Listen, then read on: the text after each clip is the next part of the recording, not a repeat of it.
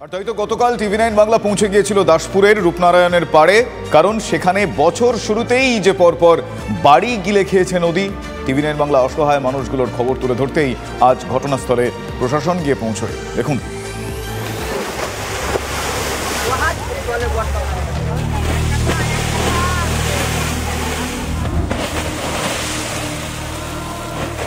এক মুহূর্তে মাথার ছাদ গিলে খেয়েছে নদী।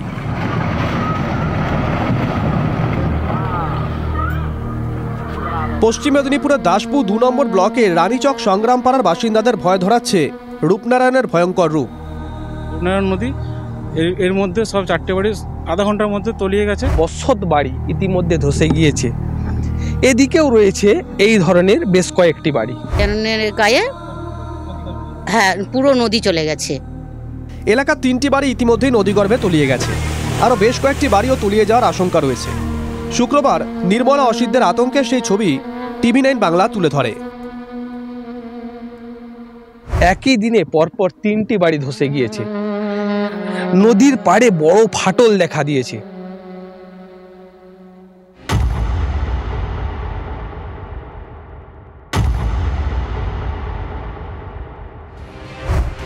টিভি9 বাংলার খবর দেখে শনিবার এলাকার জনপ্রতিনিধিরা পৌঁছে যান।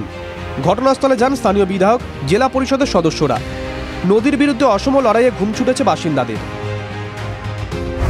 এখন জেগে থাকার মতো অবস্থা হয়ে গেছে যে কখন না কখন নিয়ে নিতে পারে। আমাদেরও ওই দিকটা বেশ কিছুটা জায়গা ফাট নিয়েছে।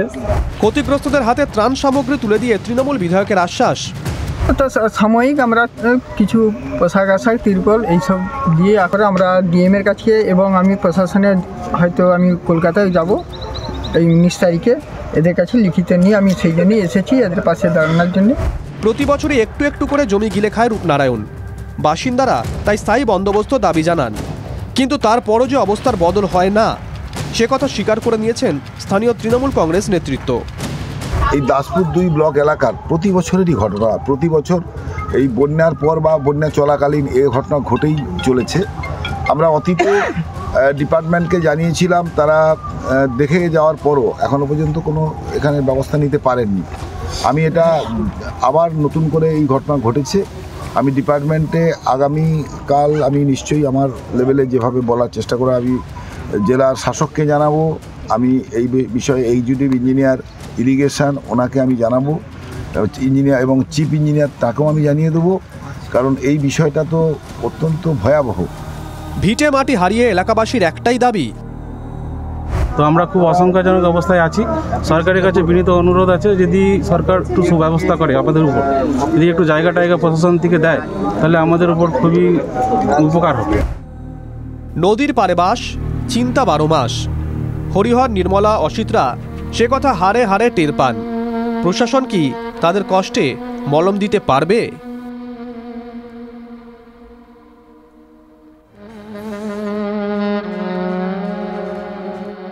পশ্চিম মেদিনীপুরের দাসপুর থেকে অসীম বেরা, টিভি9 বাংলা। দাসপুরে ভিটেহারাদের পাশে থাকার আশ্বাস দিয়েছেন জনপ্রতিনিধিরা। সত্যি কি অসহায় মানুষগুলোর পাশে প্রশাসন, নেতা, জনপ্রতিনিধিরা তারা থাকবেন? না। প্রশ্নটা উঠছে তার কারণ অনেক সময় তো অনেক আশ্বাস আর কাজের মধ্যে বিস্তর ফারাক দেখতে পাওয়া যায়। এই যেমন হুগলির বাঙ্গালপাড়া গ্রাম। অভিযোগ, ভোট এলেই নেতারা প্রতিশ্রুতি দেন, কিন্তু রাস্তা সেটা মেলে না। তাই এবার সরাসরি ভোট বয়কটের ডাক। ভোট এলেই নেতাদের প্রতিশ্রুতির ফুলঝুরি ছোটে। সদ্য পঞ্চায়েত ভোট শেষ হয়েছে, নতুন বছরে আরও একটা ভোট অপেক্ষায়। তাই পথের দাবিতে এবার ভোট বয়কটের ডাক।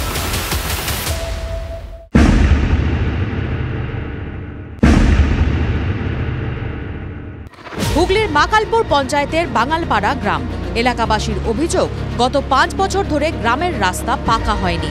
বারবার নেতাদের জানিয়েও সুরাহা মেলেনি। তারা আসলেই বলে যে হবে হবে, আর কিছু বলে না। রাস্তাটা তো হবে হবে বলছে, আজ থেকে বলছে না, তো আজ তো শুনে আসছে। আমরা চাইছি রাস্তাটা হোক। গ্রামবাসীদের দাবি, ভোট এলেই নেতারা প্রতিশ্রুতি দেন, রাস্তা মাপঝোঁকও হয়, তারপর যে কে সেই। এই রাস্তা কতবার মাপা হয়েছে, এই জন্য আসছে ভোটের সময় আসছে যে আপনাদের রাস্তা হবে, আপনাদের রাস্তা। আমরা এই তো ভোটটা হয়ে যায়, তারপর আপনাদের রাস্তা হবে, তাও আমাদের রাস্তা হয় না। গ্রামের রাস্তার হাল দিনের আলোর মতো পরিষ্কার, কিন্তু গ্রামবাসীদের অভিযোগ এখানেও নাকি দুর্নীতি হয়েছে। কারণ ওই যে আমাদের রাস্তার মাথায় ওখানে রেখে দিয়ে গেছে যে রাস্তাটা হয়ে গেছে, কিন্তু রাস্তা তো আমাদের কোনো হয়নি। এত শ্রমিক লেগেছে, এত আয়কর খরচ হয়েছে, সমস্ত কিছু ওখানে লিখে দিয়ে গেছে, তবু রাস্তা হয়নি। আমাদের আমরা শুনেছি যে রাস্তা হওয়ার পর ওখানে লাগানো হয়, কিন্তু রাস্তা হয়নি, তার আগে পোস্টার কেন টাঙিয়ে দিয়ে গেছে।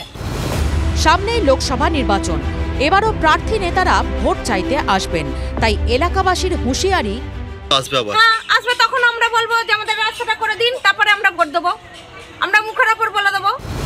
গ্রামবাসীরা সরব, ক্ষোভের আঁচ পেয়ে জেলা পরিষদ বলছে আমরা খুব শিগগিরই ব্যাপারটা আমাদের নজরে এসেছে। হ্যাঁ, তার ব্যাপারটা আমরা দেখবো এবং রাস্তাটা যাতে ওখানকার মানুষ যাতে অসুবিধে না পড়ে তার জন্যে রাস্তাটা যত শীঘ্র সম্ভব করা, দেখা যাক পঞ্চায়েত বা পঞ্চায়েত সমিতি বা জেলা পরিষদগতভাবে কীভাবে করা যায় সেটা দেখে নিচ্ছি। সেই আশ্বাস, নেতা বলছেন দ্রুত রাস্তা তৈরি হবে, কিন্তু প্রশ্ন হলো রাস্তা তৈরি করতে কি 5 বছর সময় লাগে? সনদ মাঝির রিপোর্ট, TV9 বাংলা। এদিকে জোর কদমে চলছে গঙ্গাসাগর মেলার শেষ মুহূর্তের প্রস্তুতি। মকর সংক্রান্তির পুণ্যলগ্নে সেজে উঠেছে কপিলমুনির আশ্রম। গঙ্গাসাগরে ভিড় করতে শুরু করেছেন পুণ্যার্থীরা। রবির সকাল থেকে লাইভ কভারেজ থাকছে TV9 বাংলায়।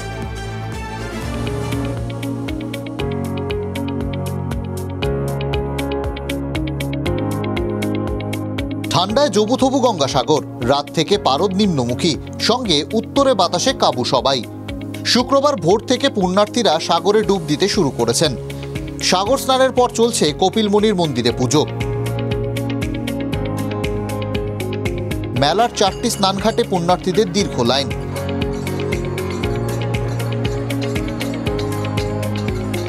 নিরাপত্তার চাদরে মুড়ে ফেলা হয়েছে সমুদ্র তটসহ গোটা মেলা প্রাঙ্গণ।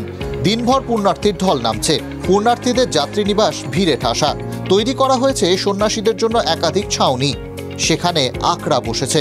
রবির ভোর থেকে শুরু হয়ে যাচ্ছে পুণ্যযোগ মকর সংক্রান্তি স্নান, চলবে টানা 3 দিন, অর্থাৎ 16 জানুয়ারি দুপুর পর্যন্ত। খুব ভালো লাগছে এসে, আমি প্রথম এসেছি, আমি আগে কখনো আসিনি।